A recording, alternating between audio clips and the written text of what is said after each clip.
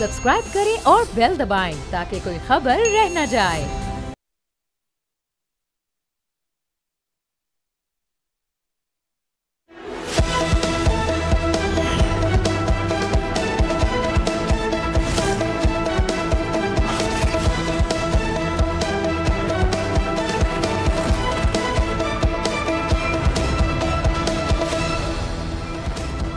अस्सलाम वालेकुम, प्रोग्राम में खुश आमदीद। मैं हूं अफसा कोमल। माहौलियाती तब्दीलियों ने पाकिस्तान को मुकम्मल तौर पर अपनी गिरफ्त में ले लिया है और दुनिया भर की नज़रें इस वक्त पाकिस्तान की जो सैलाबी सूरत हाल है उस पर है। ये जो परेशान कुन हकीकत है कि पाकिस्तान दुनिया के उन चंद ममालिक में शामिल है जो सबसे ज़्यादा माहौलियाती तब्दीलियों से मुतासिर हो रहे हैं, ये हकीकत अब दुनिया पर वाज़ेह हो चुकी है।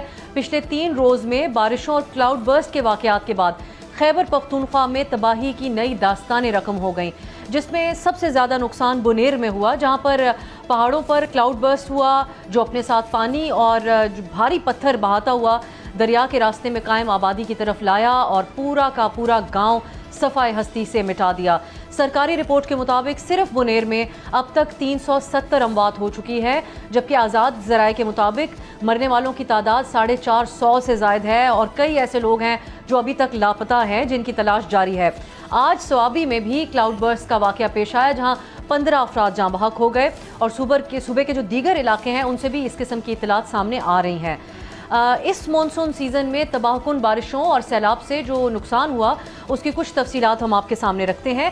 NDMA के मुताबिक पिछले 1.5 माह के दौरान, यानी इस मानसून सीज़न के 1.5 माह में मुल्क भर में 660 अफराद जाँ बहक हुए, जबकि 900 से ज़ायद ज़ख्मी हैं।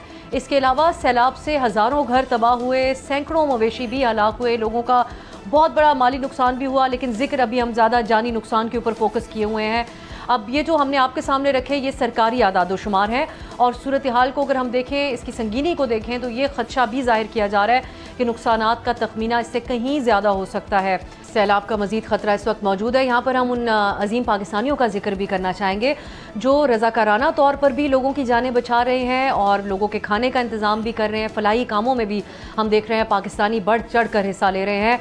एक आपको बताते हैं कि स्वात में एक मकामी स्कूल के प्रिंसिपल सईद अहमद की तरफ से बर वक्त फैसला किया गया। इस तरह उन्होंने 900 तलबा की जानें बचा ली। प्रिंसिपल सईद ने मीडिया को बताया कि उन्होंने सुबह 9 बजे जब स्कूल के करीब वो मौजूद थे तो नाले के ऊपर नज़र डाली। उनको ऐसा महसूस हुआ कि शदीद बारिश के बायस ये नाला बिफरने वाला है, जिसके बाद उनकी तरफ से ये फैसला किया गया कि तकरीबन 900 तलबा और असातिज़ा को फ़ौरन स्कूल से निकल जाने का हुक्म देना चाहिए। उन्होंने ऐसा ही किया और सिर्फ 15 मिनट के अंदर तमाम बच्चे और असातिज़ा स्कूल से निकल गए। और उसके बाद फिर कुछ ही देर के बाद ये जो सैलाब था इसने ये स्कूल से टकराया और इमारत का निसफ हिस्सा भी अपने साथ ले गया। बच्चों का जो खेल का मैदान है उसको भी बहा कर ले गया। या फिर प्रिंसिपल सईद की तरफ से जो बर वक्त इक़दाम किए गए उसका यकीनन ये समर है कि ये 900 जानें महफूज हो गई। यहाँ पर रेस्क्यू 112 और दीगर जो रज़ाकार हैं वो भी मसरूफ़ है, उनका भी इसके आज के प्रोग्राम में हम ज़रूर जिक्र करेंगे, जो अपनी कीमती जानें ख़तरे में डालते हुए ये कीमती जानें बचा रहे हैं। आज के इस प्रोग्राम में हम मौक़िफ़ हासिल करेंगे हुकूमत का, इंतज़ामिया का, और हमारे साथ वो सहाफ़ी भी मौजूद होंगे जो गहरी नज़र रखे हुए हैं इस सारी सूरत हाल पर। बात करेंगे, हमारे साथ मौजूद है तर्जुमान वज़ीर आला खैबर पख्तूनख्वा फराज मुगल साहब और हमें ज्वाइन कर डायरेक्टर PDMA खैबर पख्तूनख्वा अमजद खान साहब। बहुत बहुत शुक्रिया आप दोनों का। फराज साहब, आपसे पहले हम ये जानना चाहेंगे कि CM साहब को कोई डैमेज असेसमेंट की रिपोर्ट अभी तक जानी नुकसान के हवाले से दी गई है? बताया जा सकता है कि बिलखुसूस बुनेर में जो सूरत हाल बनी उसमें कितना जानी नुकसान हुआ है? अभी तक क्योंकि हम रेस्क्यू ऑपरेशन में मौजूद हैं, मैं इस वक्त सवाबी के उस मकाम पर मौजूद हूँ। जदून का इलाका है जहाँ पर क्लाउड बर्स्ट सुबह हुआ और यहाँ पर बड़े पैमाने पर तबाही हुई है। ये वो मकाम है, उस गांव में मैं मौजूद हूँ। और आपको मैं बताऊँ कि असेसमेंट की जहाँ तक बात है अमवात की या नुकसानात की है, तो हमारे इसके ऊपर प्रॉपर डिपार्टमेंट्स हैं। उन्होंने कुछ देर पहले वज़ीर आला साहब से मुलाकात की है, तमाम तर सूबे की सूरत हाल से उनको वज़ीर आला साहब को आगाह किया है। साथ साथ मैं आपको ये बताऊं कि ये कौमी एकसानियत है, पूरी कौम को मिलजुल कर इस सानियत से लड़ना चाहिए था। लेकिन खैबर पख्तूनख्वा एक ऐसा सूबा है जिसके साथ पूरी फेडरल हुकूमत सुतेली माँ जैसा सलूक कर रही है। इस वक्त भी मैं जिस मकाम पे मौजूद हूँ, यहाँ पर हमारे रेस्क्यू के जवान ड्यूटी कर रहे हैं, रेस्क्यू ऑपरेशन में हिस्सा ले रहे हैं, पीडीएमए के लोग हिस्सा ले रहे हैं, सिविल डिफेंस फोर्स हमारी काम कर रही है, तमाम तर जिले इंतजामिया, टीएमए सारे काम कर रहे हैं। हक तो ये था कि ये कौमी सानिया है, खैबर पख्तूनख्वा के ऊपर एक मुश्किल वक्त है, पूरी कौम को जिस तरह हमारे साथ ठहरी हुई है, इसी तरह जो वफाकी इदारे हैं या दीगर सूबाई इदारे हैं वो अपना किरदार अदा करें। ठीक है, विफाक से आपका क्या शिकवा है, को क्या किरदार नहीं अदा किया जा रहा है, इस तरफ मैं आपके पास आऊंगी। अमजद साहब भी हमारे साथ हैं। अमजद साहब, आप पाकिस्तान में एक तो ये क्लाउड बर्स्ट होना, इस हवाले से इतनी ज़्यादा आगाही नहीं है मौजूद। बुनेर में जितना बड़ा जानी नुकसान हुआ, इसने तो दुनिया को हैरान करके रख दिया है। आप हमें बता सकते हैं कि कितनी बारिशें रिकॉर्ड हुई, ये जो क्लाउड बर्स्ट है उसमें कितना पानी आया जिसका इतना बड़ा नुकसान हो गया? अच्छा, बिस्मिल्लाहिर्रहमानिर्रहीम। मैं आपको थोड़ी सी फिगर्स की क्लैरिफिकेशन करवा दूं। जो सरकारी तौर पे जो हमारे पास कंफर्म फिगर्स है, उसमें टोटल हमारे पास अभी तक जो पूरे ये 8 डिस्ट्रिक्ट, वो मालाकंड और एक हज़ारा का है 2, और एक इसमें आज सवाबी का भी हुआ है, तो ये ओवरऑल 341 हमारे पास डेथ्स हैं। और इसके अलावा हमारा जो है बुनेर में भी इस वक्त सर्च ऑपरेशन शुरू है। उसमें भी काफ़ी लोग मलबे के नीचे दबे हैं, लेकिन आपको पता है कि पहाड़ों का इतना बड़ा वहाँ पर पत्थर आए हैं कि एक एक पत्थर का वज़न टनों के हिसाब से है। वहाँ पर प्रोविंशियल गवर्नमेंट ने तमाम मशीनरी डिप्लॉय की है, काफ़ी हैवी मशीनरी वहाँ पर लगी है जो उस मलबे को हटाने के लिए लगी है। दूसरी बात, हमारा एक सर्च ऑपरेशन शांगला में भी शुरू हुआ है, पोरन का इलाका है जिसमें कि वहाँ पर भी मिसिंग लोग हैं, जिसके लिए सर्च ऑपरेशन शुरू है। हमें वज़ीर आला साहब की इंस्ट्रक्शंस है कि जब तक आखिरी बंदा डेड बॉडी ना मिले तो रेस्क्यू ऑपरेशन आपने ख़त्म नहीं करना। इसी तरह सवाबी का भी आज एक जो वाक़या हुआ है उसमें भी अभी तक हमें जो रिपोर्टिंग हुई है तो उसमें तकरीबन टोटल 11 लोग जो हैं उसमें उनकी अमवात हुई है और 20 के ज़ख्मी हैं। और इसके अलावा घरों की जो छतें गिरी है, जो मलबे पड़े हैं, तो उसके नीचे भी इतलात ये है कि कुछ लोगों की डेड बॉडीज़ भी वहीं से और भी इसमें मौजूद है। तो रेस्क्यू ऑपरेशन यहाँ पे भी शुरू है। और इसके अलावा अगर मैं आपसे एक वो शेयर करूँ कि हमारी जो इस वक्त जो मालाकंड डिवीज़न है, स्पेशली बुनेर, जो हमारे तमाम चीफ सेक्रेटरी, चीफ मिनिस्टर, सबका फोकस भी है, वहाँ पर हेल्थ डिपार्टमेंट के तमाम जो डॉक्टर्स हैं वहाँ पर उन्होंने भेजे, मेडिकल कैंप्स भी लगवाए हैं। वहाँ पर जो खाने पीने का है, लोगों को कुक फूड भी प्रोवाइड कर रहे हैं। 6 ट्रक यहाँ से पेशावर से राशन के भी भेजे हैं, और इसी तरह 90 ट्रक्स जो है वो उसमें नॉन फूड आइटम्स हैं वो भी भेजे हैं। और अभी तक हमारा जो सबसे बड़ा चैलेंज हमें जिसका सामना है वो इस वक्त बारिशें हैं, जो कि हमारे जो रेस्क्यू ऑपरेशन है उसमें हमें थोड़ा सा उसमें वो आ रही है, दिक्कत आ रही है। हमें हमारे साथ बुनेर में सर्च ऑपरेशन में पाक आर्मी के भी जवान भी वो भी लगे हैं, वो भी हमारे साथ उसमें मदद कर रहे हैं सर्च ऑपरेशन में। और लोगों की वहाँ पर लोगों की जो कम्युनिटी हमारी है, वो लोग बढ़ चढ़ के हमारे साथ रेस्क्यू ऑपरेशन में, वो लोग भी, मकामी लोग भी हमारे साथ लगे हैं। मकामी लोग सूबाई हुकूमत की जितनी काविश है उनसे काफ़ी मुतमईन है अल्हम्दुलिल्लाह। अभी तक उनकी तरफ से कोई भी ऐसा वो हमें बल्कि इंस्ट्रक्शंस भी ये है कि लोगों को आपने फैसिलिटेट करना है। तो हमने अभी जो इनका जो मैं आपसे ये आगे जानना चाहूँगी कि लोगों को अब आगे क्या, क्योंकि मजीद भी पेशगोई है इसी तरह की सैलाबी सूरत हाल की, तो आगे फिर अब आगे किस तरीके से पेशगी, क्या इकदाम होंगे? फराज मुगल साहब, ये आप विफाक के हवाले से बात कर रहे थे, सो क्या इस वक्त कौन से इदारे ताउन नहीं कर रहे जिनका ताउन दरकार है KP हुकूमत को? इस हवाले से क्या बता सकते हैं आप? अल्हम्दुलिल्लाह कि खैबर पख्तूनख्वा के पास इतने वसाइल हैं कि वो अपने लोगों के मुश्किल वक्त में उनकी मदद कर सकते हैं। इतनी कैपेसिटी है खैबर पख्तूनख्वा गवर्नमेंट में कि वो अपने लोगों को मुश्किल हालात से निकाल सकते हैं, लेकिन यहाँ पर फर्ज बनता है वफाकी हुकूमत का जो अपना किरदार अदा नहीं कर रही है, जो जिनका किरदार अदा करना चाहिए। तो देखिए यहाँ पर सबसे ज्यादा जो जरूरियात थी वो थी कि हमारे पास रेस्क्यू के लिए हमारी टीमें भी मौजूद हैं, हमारी मशीनरी काम कर रही है। वज़ीर आला साहब के अहकामात के ऊपर हमने प्राइवेट मशीनरी बड़ी तादाद में परचेज की है, उसको यहाँ पर लाए हैं, रेंट आउट किए, ताकि हम यहाँ पर जो काम है जल्द से जल्द खत्म कर सके। लेकिन वफाकी इदारों की जानिब से बार बार यही कोऑर्डिनेशन की जा रही है कि हम आएंगे, हम ये करेंगे, हम मशवरे करेंगे। अभी तक वो इस सोच में है वफाकी इदारे कि हमारे उन्होंने कोई कमेटी बनाई है और उनकी कमेटी राशन देने आएगी। सुबह से हमारी रेस्क्यू की टीमें काम कर रही हैं, तमाम तर मशीनरी काम करे। अगर यहाँ पर फेडरल हुकूमत की जानिब से लोग आ जाते, यहाँ पर इमदाद करते, पंजाब, सिंध, यही तो मैं आपसे जानना चाह रही हूँ फराज साहब, में ये स्पेसिफाई आप अगर कर दें कि किस हवाले से ताउन है। इमदाद को तो आप रद्द कर रहे हैं, आप कहते हैं इमदाद की जरूरत नहीं, राशन की जरूरत नहीं, किस चीज़ में वफाक से ताउन चाहिए, अगर आप हमें स्पेसिफिकली बता दें बतौर तर्जुमान सीएम साहब के। हमें तो अफसोस होता है कि 4 दिन गुजरने के बावजूद भी हम टीवी के प्रोग्रामों पे ये कह रहे हैं कि हमें जरूरत है।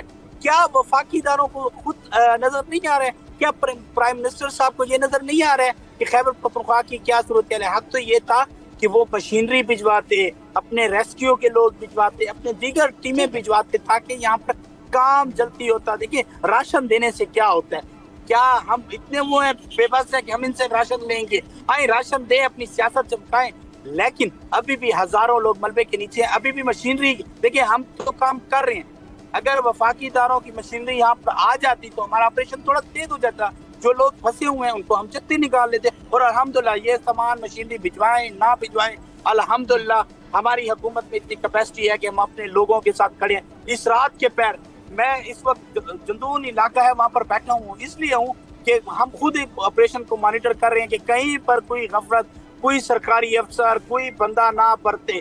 जी अमजद साहब, विफाक और सूबे के दरमियान आपको कोऑर्डिनेशन का फुकदान नजर आ रहा है? जिस तरह फराज मुगल साहब एक शिकवा विफाक से कर रहे हैं, मशीनरी की कमी का सामना एक है, या फिर एक आफत ऐसी है जिससे मुकाबला करना या आगे रेस्क्यू कैसे करना है, वो इटसेल्फ एक बहुत कॉम्प्लिकेटेड प्रोसेस है, जैसे आप पहले बात कर रहे थे। हमारा जो देखें जी, हमारे सूबाई हुकूमत ने हमें जो इंस्ट्रक्शंस दिए, हमें कहा है कि आप लोग जो सरकारी मशीनरी है वो ले जाएं। फिर हमें कहा है कि आप लोग जब मशीनरी की कमी पड़ गई तो फिर हमें कहा है कि आप जो है ना बेशक रेंट पे मशीनरी ले जाएं, उसको लगाएं और मलबे से लोगों को जल्द अज जल्द निकालें।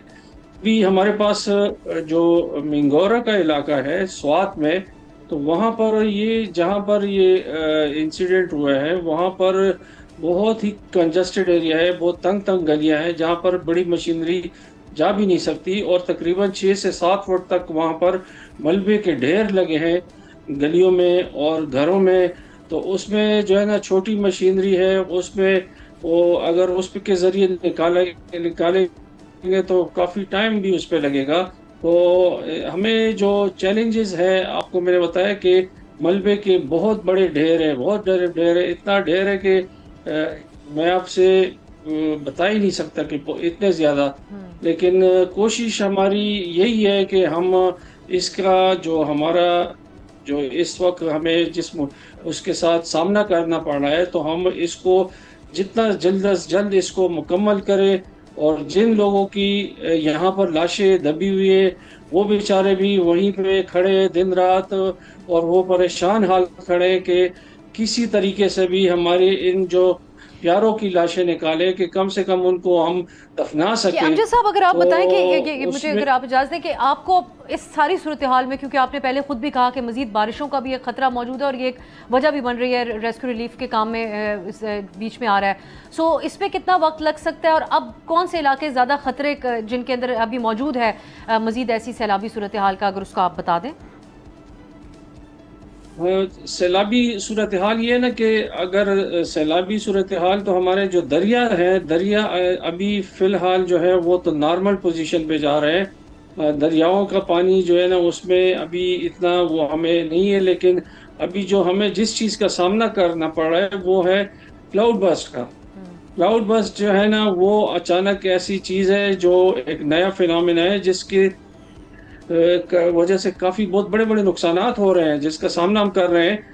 और इसकी जो फोरकास्टिंग है या प्रिडिक्शन है ये भी पॉसिबल नहीं है कि आपको मतलब ये पता चल सके कि यहाँ पर।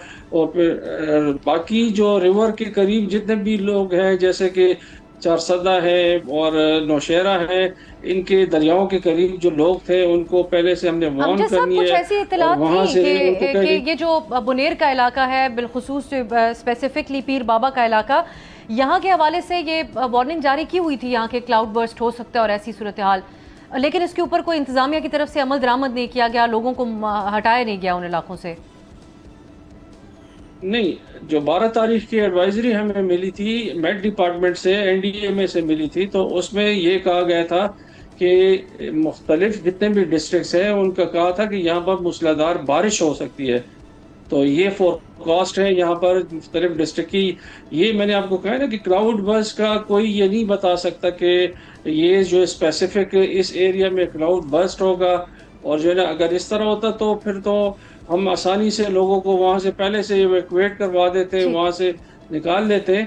लेकिन ये जो चीज अब सवाबी का देख लें, आज सवाबी में क्लाउड बर्स्ट हुआ है और जो कि अनएक्सपेक्टेड है। लेकिन ये यकीनन एक गैर मामूली सूरत हाल भी है, न सिर्फ सुबह के लिए बल्कि वहाँ काम करने वाले दीगर इदारों के लिए भी। बहुत शुक्रिया अमजद खान साहब और फराज मुगल साहब हमारे साथ मौजूद थे। नाजरीन, जिस तरह के अमजद खान साहब बता रहे थे कि क्लाउड बर्स्ट एक नया फिनोमेना है और ये इसकी पेश की इत्तला या इसकी पेशगोई नहीं की जा सकती है, और आप भी 8 सितंबर तक ये ख़तरा मौजूद है। एक ब्रेक की तरफ जाते हैं, हमारे साथ 2 सीनियर सहाफ़ी मौजूद होंगे ब्रेक के बाद, जो हमें बताएंगे कि इन इलाकों में मौजूद लोगों, बिलखुसूस बुनेर में जो बहुत बड़ा जानी नुकसान हुआ, वहाँ के लोगों के ऊपर क्या बीती, आपके सामने रखेंगे एक ब्रेक के बाद।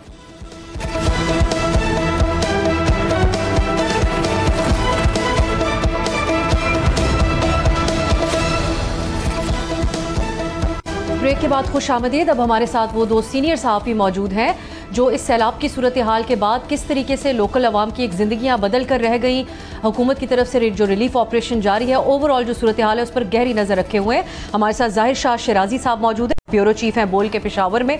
बिलाल यासिर साहब भी हमें ज्वाइन किए हैं, मकामी सहाफ़ी, आपका बाजोड़ से ताल्लुक़ है। बुनेर में जो सारी सूरत हाल रही उस हवाले से भी आप रिपोर्ट करते आए हैं, आप दोनों का बहुत बहुत शुक्रिया। शिराजी साहब, मैं आपसे आगाज़ करना चाहूँगी, ये एक कुदरती आफत है और जिस किस्म का नुकसान और डैमेजेस हैं उसका तो तखमीना अभी तक लगाना इतना मुमकिन नज़र नहीं आता। आप इस वक्त क्या देख रहे हैं खैबर पख्तूनख्वा में, हुकूमत कितनी मुतहरिक है रिलीफ ऑपरेशन के हवाले से? बहुत बहुत शुक्रिया अब्सा। सबसे जो अहम इशू है वो ये है कि डिज़ास्टर तो हो गया और तकरीबन 350-400 कीमती जानें ज़ाया हो गई, 100-150 से ज़्यादा लोग जो है वो अभी भी लापता हैं, ऑलमोस्ट 400 के करीब घर तबाह हुए हैं। और मतलब हम कह सकते हैं 20 से 30 अरब रुपए का एक एस्टिमेटेड नुकसान इस वक्त हो चुका है। जब इंफ्रास्ट्रक्चर की बात की जाए, इसमें आपके जो है वो पेस्को, इलेक्ट्रिसिटी प्लस आपके जो लाइवलीहुड फैसिलिटीज थी वो तमाम की तमाम तकरीबन बेप आउट हुई हैं, खासतौर पर बुनेर के अंदर। अगर हम बात करें इस वक्त गवर्नमेंट की जानिब से क्या हो रहा है, तो बेशक आप स्टेटमेंट सुन रही है कि रिलीफ ऑपरेशन जारी है, food non food item provide किए जा रहे हैं, ओवरऑल जो है वो इंफ्रास्ट्रक्चर की बहाली की बात तो हो रही है। लेकिन मेरे ख्याल में विजिबली देखा जाए तो तकरीबन 47 ऐसे रोड हैं जो अभी भी मुख्तलिफ मकामात पर ब्लॉक हैं, जिसमें बुनेर, बाजोड़, शांगला, स्वात, अपर दीर, लोअर दीर। मजीद जो आगे मुश्किल सूरत हाल है वो ये है कि आज एक बड़ी वार्निंग दोबारा दी गई है पीडीएमए की जानिब से कि क्लाउड बर्स्ट और फ्लैश फ्लड्स हो सकते हैं अपर दीर, लोअर दीर, स्वात में और अपर चतराल में। तो ये एक बड़ी मुश्किल सूरत हाल है। क्लाउड बर्स्ट के हवाले से एक बड़ा कुशन ले रही है हमारी इंतजामिया और तमाम लोग कि जी इसकी प्रिडिक्शन बड़ी मुश्किल है। लेकिन ओवरऑल देखा जाए तो मैं समझता हूँ कि पीडीएमए और जो आपके डिस्ट्रिक्ट एडमिनिस्ट्रेशन अथॉरिटीज़ हैं इन अजला के अंदर, उनको बेशक वार्निंग भी दी गई थी, उनको इक़दाम करने की भी जो है वो हिदायत की गई थी, लेकिन विजिबली हमें चीज़ें नज़र नहीं आई, वो लोगों में अवेयरनेस नहीं क्रिएट कर सके, वो इन टाइमली रिस्पॉन्स नहीं कर सके। और एक अहम और इशू जो है वो ये है कैपेसिटी का भी, क्योंकि ना तो पीडीएमए की इतनी कैपेसिटी है, ना रेस्क्यू 112 की है, ना आपकी जो डिस्ट्रिक्ट एडमिनिस्ट्रेशन है उनकी इतनी कैपेसिटी है कि इतना जो बड़े पैमाने पे जो तबाही हुई है उसको काउंटर कर सकें या उसको और हमारा एक अमूमी रवैया भी है, हम हिफाजती इकदाम नहीं करते, बाद में उसके बाद अपने आप को बहुत बिजी दिखाते हैं। हुकूमतों का एक तरीक़ाकार पाकिस्तान में, शाही साहब, जो आप भी देखते आए हैं, रहा है। बिलाल साहब, आपकी नज़र में, आप सड़कों पर रहे, आपने हालात देखे, लोगों की ज़िंदगियों पर इसका किस कदर असर हुआ? एक रात आप सोकर उठते हैं और सुबह देखते हैं कि एक गाँव ही सफ़े हस्ती से बुनेर में मिटा हुआ है। सो क्या मकामी लोगों ने के ऊपर बीती है इन 1-2 दिनों में, आप अगर हमें बता सकें? बहुत शुक्रिया।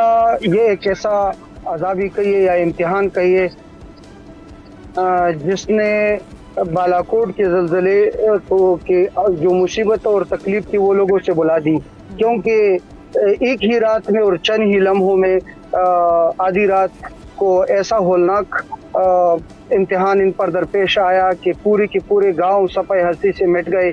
बदकिस्मती ये देखी है कि वो जिनकी लाशें मिली उनके रिश्तेदारों और अहले खाना को तो कुछ तसल्ली हुई, लेकिन अब भी 150 से ज़्यादा लाशें मिसिंग है, जो बहुत बड़ी तकलीफ का सबब है।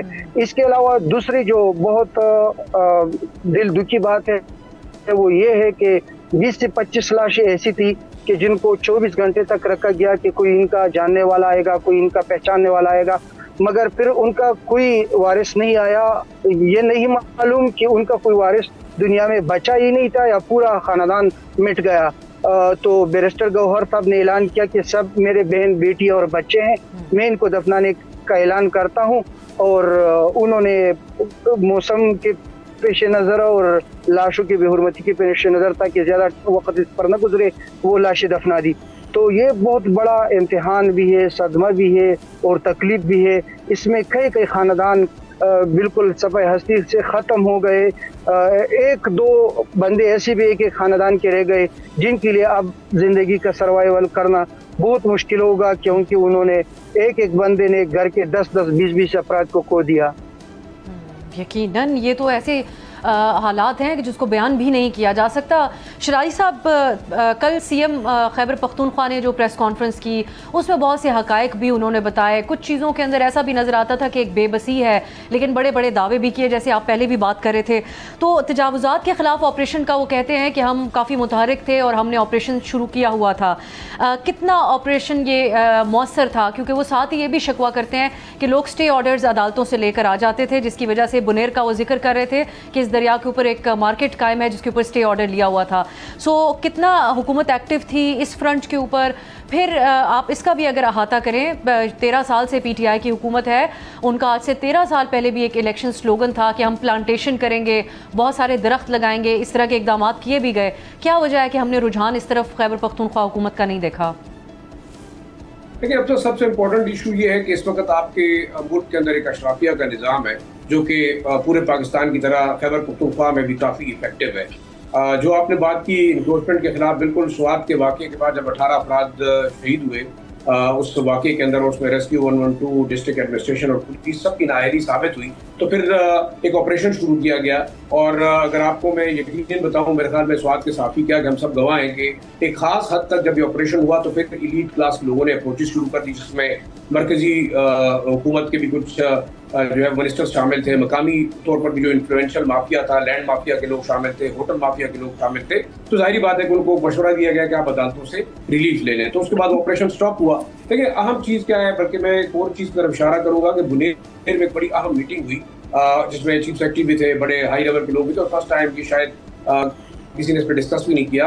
वहाँ पे बाकायदा डिस्ट्रिक्ट एडमिनिस्ट्रेशन बुनेर ने चीफ मिनिस्टर को बताया कि 1 माह कबल हमने ऑलरेडी एक वार्निंग और थ्रेट लेटर इशू कर दिया था पीडीएमए को, और उनसे रिक्वेस्ट की थी प्रोविंशियल गवर्नमेंट से भी कि पीर बाबा या बुनेर की गदोजई तहसील है, वहाँ पे खदशात हो सकते हैं दोबारा भी सैलाब के, क्योंकि 1 माह कबल भी सैलाब आया और पूरी की पूरी मार्केट को उसने विप आउट किया। तो उसके हवाले से ना पीडीएमए ने कोई इकदाम किए, ना जो है वो प्रोविंशियल गवर्नमेंट ने उस पर रिस्पॉन्स दिया। तो मेरे ख्याल में वो चीज़ आई गई होगी।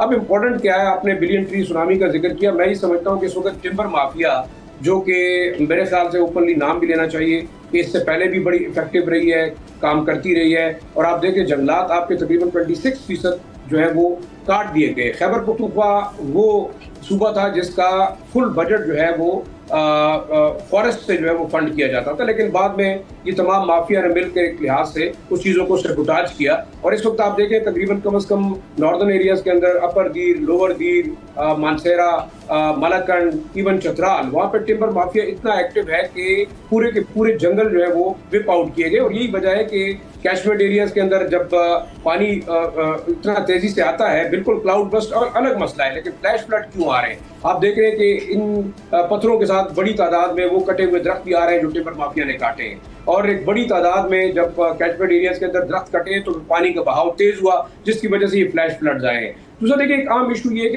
कि पीडीए में क्या करती रही है और इन होटलों की इजाजत किसने दी थी? आप देखिए, डिस्ट्रिक्ट एडमिनिस्ट्रेशन, प्रोविंशियल गवर्नमेंट, ये तमाम के तमाम इन चीजों के जिम्मेदार हैं। मैं तो ये समझता हूँ कि एक फुल फ्लेज इंक्वायरी होनी चाहिए कि पिछले 13 साल के अंदर दरियाओं और आबी गुजरगाहों के करीब इल्लीगल होटल्स की कंस्ट्रक्शन की इजाजत किसने दी, सर्टिफिकेट्स किसने जारी किए, एनओसी किसने जारी की, इन्हीं हुकूमतों ने की है। और मेरे ख्याल में इसके अंदर बहुत बड़ी बड़ी किकबैक्स शामिल हैं। अब जो इकदाम की हम बात कर रहे हैं, बेशक देखें कंपेंसेशन होगी, लोगों के जो घर गिरे हैं उनको पैसे मिल जाएंगे। सीएम साहब ने ऐलान किया कि 20 लाख रुपए जो है वो पर हेड जो लोग इस वाक़े के अंदर जो है जाबाक हुए उनकी फैमिलीज को मिलेंगी। लेकिन अहम चीज़ ये है कि क्या तबाही से पहले चीज़ों को बेहतर बनाना ये बेहतर था कि अब मरने के बाद आप कंपेंसेशन दे रहे हैं? ये बड़ा सीरियस इशू है, इसको मेरे ख्याल में लॉन्ग टर्म में देखना और जो जानी नुकसान हो गया जी शराई साहब, और जो आपकी बात में ऐड करते हुए जो जानी नुकसान हो गया जिसमें पूरी दुनिया हैरान है कि 300 से ज़ायद लोगों का इस तरीके से कुदरती आफत में जाँ बहक हो जाना, उसका अजाला कैसे होगा? अगर आपकी इजाज़त तो मैं बिलाल साहब की तरफ जाऊँगी। बिलाल साहब, एक तो बहुत वाज़ेह तौर पर शराई साहब बताते हैं कि ये एक वार्निंग इशू की गई थी, मकाम भी जो पीर बाबा का मकाम मुतासिर हुआ बुनेर में, उसका नाम लेकर बताया गया था। ये वार्निंग्स आवाम तक क्यों नहीं पहुंच पाती हैं? और साथ आप इस पे भी बात कर लीजिएगा कि जो मुतासरा लोग हैं इस सैलाब से, उनके लिए अब क्या इंतजामात है, वो किस जगह मौजूद हैं जो सर्वाइव किए हैं जिन लोगों ने? यहाँ पर जैसे शिराजी साहब ने बताया कि 2 तबके रहते, एक मुक़तदिर तबका और एक आम लोग है। ये पैगाम आवाम तक पहुँचाया गया था, मगर वो लोग जिनकी मफादात इससे जुड़ी हुई है और वो अपने मफादात के दर पे है, उनको अवामी नुकसान से कोई सरोकार नहीं है और न वो किसी के बातों में आते हैं। दूसरी अहम बात यह है कि जो डिस्ट्रिक्ट एडमिनिस्ट्रेशन है इनमें से हर ज़िले की, तो वो लोग बाकायदा इसका हिस्सा है और ये इजाज़त और यूनिवर्सिटी उन्होंने दी है। और अक्सर व बेशतर जो आबी गुजरगाहों पर होटल्स बने हैं और मार्केट्स बनी हैं, तो वो ऐसे हैं जैसे इनको इनाम में मिले हैं और इनको फ्री में मिले हैं और वहाँ पर ये धड़ाधड़ तामीरात कर रहे हैं। पूरी दुनिया इसकी गवाह है और कोई भी डिपार्टमेंट इसके खिलाफ हरकत में आता नहीं क्योंकि वो लोग खुद इसमें मुलविस हैं। दूसरा ये है कि आपने बताया कि अब इन लोगों के रिहाइश के लिए फ़िलहाल कोई ख़ास इंतज़ाम नहीं किया गया। मकामी स्कूल और सरकारी बिल्डिंग्स भी इनको ठहराया गया है। कुछ खाने पीने का सामान और कुछ खेमे लाए गए हैं, लेकिन अब तक इनको मुस्तकिल सेटल करने का कोई बाकायदा इंतज़ाम नहीं हुआ है। उम्मीद है कि वो जल्द इनको संभालने के लिए कोई खिमा बस्ती कायम की जाएगी, क्योंकि बहुत बड़ी सतह पर तबाही हुई है। इतनी आसानी से और इतने कम वसाइल में इनको करीबी जगहों में सेटल नहीं किया जा सकता और ये तो इतनी तादाद है कि शायद इसके लिए कई तालीमी इदारे वक़्फ़ करने पड़ेंगे। और बिलाल, अगर इसका भी आप जिक्र करना चाहें कि कौन सी तंजीमें यहाँ पर मुतहरिक हैं? हमने अल खिदमत फाउंडेशन के रज़ाकारों को लोगों की जान बचाते हुए देखा, रेस्क्यू 1122 है। इस हवाले से अगर आप बताना चाहें, मकामी लोग क्या किस तरीके से इंसानी जानें बचा रहे हैं? मकामी लोगों ने तो खुद को खतरे में डालकर उन्होंने लोगों की जानें बचाई है, लेकिन हमने ग्राउंड पर जो देखा तो वो अल खिदमत फाउंडेशन ने बहुत बड़ी खिदमत दी। उनका एक रज़ाकार भी दौरान ऑपरेशन शहीद हो गया। दूसरा ये है कि बादशाह खान वेलफेयर ट्रस्ट, इनके जो रज़ाकार है वो बहुत बड़ी तादाद में आए हैं और महदूद वसाइल के बावजूद वो बहुत अच्छी खिदमत पर अंजाम दे रहे हैं। बाकी इनके जो मकामी लोग हैं तो उन्होंने भी बहुत बड़ी खिदमत पर अंजाम दिए और दे रहे हैं।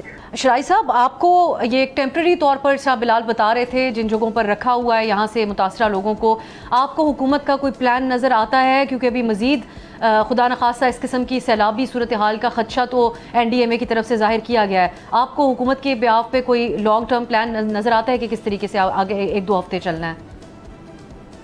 लेकिन ये शॉर्ट टर्म कंपनसेशन तो ये है कि food item, non food item, ये तमाम दुनिया की चीज़ें, अद्वियात वगैरह, ये तो हम तकरीबन 80-90 ट्रक डिस्पैच हुए। एक जो पॉजिटिव चीज़ नजर आई है, आज एक अहम मीटिंग हुई है चीफ मिनिस्टर की सरबराही में, उन्होंने बाकायदा एक डिजास्टर कंपनसेशन ऐप जो है वो डिस्ट्रीब्यूट किया है। जाहिर बात है उस खिते के अंदर ऐप काम करेगा या नहीं करेगा, लेकिन उसके अंदर एक इंपॉर्टेंट चीज़ ये हुई है कि वो रेड टेपिज्म खत्म होगा। जो लोग इस साले के अंदर जो बच गए हैं, जिनके घर तबाह हुए हैं, जिनके लॉसेस हुए, तो वो ऑनलाइन अपनी तमाम चीज़ें और लॉसेस का डेटा अपलोड करेंगे और जो कंपनसेशन होगी वो उनको फोर्थविथ उनके अकाउंट के अंदर होगी। तो ये एक पॉजिटिव चीज़ है। बाकी देखें, आपने जो इससे पहले डिस्कशन के अंदर बात की, एनडीए में 2008 के ज़लज़ले के बाद बना, लेकिन आज तक आप देखें बालाकोट सिटी जो है वो रिस्टोर नहीं हो सका। इसी तरह यहाँ एफडीए में है, पीडीए में है, ये तमाम के तमाम इदारे दफ्तरी हद तक तो काम करने में बड़े माहिर हैं, लेकिन ना तो इनके पास इक्विपमेंट है, ना इनके पास मशीनरी है, ना इनके पास रिसोर्सेज हैं। सबसे अहम इशू ये है कि अब आपने एक पाकिस्तान को पोटेंशियली एक ऐसे ममालिक के अंदर शामिल किया गया इंटरनेशनली जो कि वेदर शिफ्ट और क्लाइमेट चेंज की थ्रेट पे जो है on the threshold of it, लेकिन उसकी जो है वो काउंटर करने के लिए हमारे पास ना तो प्रोविंशियल लेवल के ऊपर पॉलिसी है, ना फेडरल लेवल के ऊपर पॉलिसी है। शुक्रिया। ज़ाहिर शाह शराजी साहब और बिलाल यासिर साहब हमारे साथ मौजूद थे। नाज़रीन, अब भी ख़तरा मौजूद है मुल्क के मुख्तलिफ इलाकों में ऐसी सैलाबी सूरत हाल का, तो सब लोगों को बहुत मोहतात रहना चाहिए और कुदरती आफात से निपटने के लिए यकीनन हुकूमतों को गैर मामूली इक़दाम करने होंगे। अगर हम ये अब तक नहीं समझ पाए कि मौसमियाती तब्दीलियाँ हमारे लिए सबसे बड़ा ख़तरा हैं और ये तफरीक नहीं करती कि कौन अशराफिया है और कौन गरीब है, वो सबको बहा ले जाती हैं। एक ब्रेक की तरफ जाते हैं, एक अहम तरीन खबर शामिल करेंगे बलूचिस्तान से एक ब्रेक के बाद।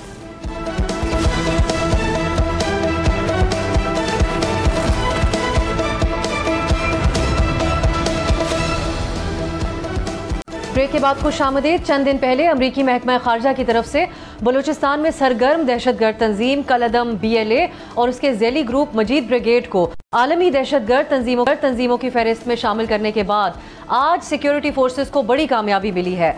आज बलूचिस्तान हुकूमत ने इस हवाले से अहम प्रेस कॉन्फ्रेंस की और वज़ीर आला बलूचिस्तान सरफराज बुगटी ने बताया कि BLA के सहूलतकार को गिरफ्तार करके 14 अगस्त के दिन एक बड़ी दहशतगर्दी के मंसूबे को नाकाम बनाया गया है। दहशतगर्दों के गिरफ्तार सहूलतकार डॉक्टर उस्मान का एतराफ़ी बयान भी चलाया गया, जिसमें उसने तस्लीम किया कि मुख्तलिफ मौक़ों पर उसने दहशतगर्दों को अपने घर में पनाह दी। कोयटा रेलवे स्टेशन के हमले और उसका जो हमलावर था उसको भी इसी ने पनाह दी और एक और मुलजिम जो 14 अगस्त के रोज़ मुमकिना हमला करना चाहता था उसको भी इसी ने पनाह दी। इस प्रेस कॉन्फ्रेंस में वज़ीर आला ने यह शिकवा भी किया कि हमारी कौमी असम्बली नेशनल एक्शन प्लान को लेकर कन्फ्यूजन का शिकार है। उनका कहना था कि आईने पाकिस्तान के बाद मुत्तफ़िका तौर पर 2 बड़ी दस्तावेज़ात आई, जिसमें एक नेशनल एक्शन प्लान था। इसमें कन्फ्यूजन का ये है कि ख़वारिज की दहशतगर्दी को तो दहशतगर्दी करार दिया गया है और बलूचिस्तान के नाम पर जो कुछ हो रहा है उसको अलहदा कर दिया गया है। उन्होंने कहा कि पार्लियामेंट इस हवाले से रहनुमाई नहीं कर सकी। सरफराज बुगटी का मजीद कहना था कि अब इन दहशतगर्दों के साथ मुख्तलिफ तरीके से निपटा जाए। कौमी असम्बली से जो नए कवानीन पास हुए हैं उनके ज़रिए इन दहशतगर्दों का ट्रायल किया जाएगा। नाज़रीन, बलूचिस्तान में हालिया चंद माह के दौरान दहशतगर्दी की कार्रवाइयों में तेज़ी से इजाफा हुआ है।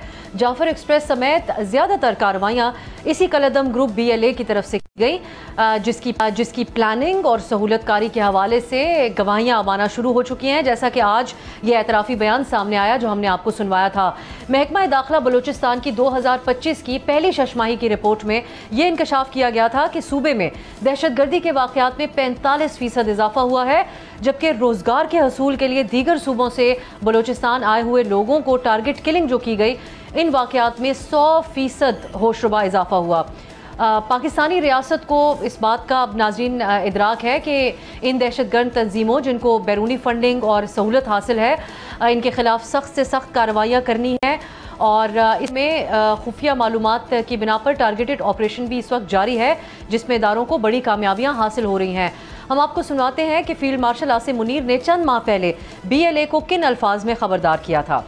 ये जो बयान आपने सुना है ये चंद माह पहले का है। मौजूदा सूरत हाल में पाकिस्तान कार्रवाई करने के हवाले से ज़्यादा बेहतर पोजीशन में नजर आता है, क्योंकि अमेरिका और पाकिस्तान के दरमियान इंसदादे दहशतगर्दी ताउन के एक नए दौर का आगाज़ हो चुका है। इसी सिलसिले में पाकिस्तान ने अमेरिका को मतलूब एक दहशतगर्द गिरफ्तार करके उनके हवाले किया, जिसका अमेरिकी सदर ने जिक्र भी किया। और चंद दिन पहले अमेरिकी महकमा खारजा की तरफ से दहशतगर्द तंजीम BLA को दहशतगर्दों की फहरिस्त में शामिल किया गया। जिस तंजीम की कार्रवाइयों और पाकिस्तान के इस इल्ज़ाम कि भारत इन दहशतगर्द तंजीमों की पुष्पनाही कर रहा है, इस हवाले से दुनिया हमें काफ़ी हद तक खामोश नज़र आती थी, आज इनको दहशतगर्द तस्लीम कर रही है। तो लिहाजा मौजूदा सूरत हाल में ये नज़र आता है कि रियासत पाकिस्तान मासूम पाकिस्तानियों के कत्ल और साल से बलोचिस्तान में अमन व अमान ख़राब करने के जो ज़िम्मेदार ये दहशतगर्द तंजीमें हैं, इनके हवाले से कोई रियायत नहीं करेगी। अब कब तक इनको अंजाम तक पहुँचाया जाएगा, इस हवाले से काफ़ी अहम नज़र आते हैं। आज के लिए इजाज़त दीजिए, खुदा हाफिज़।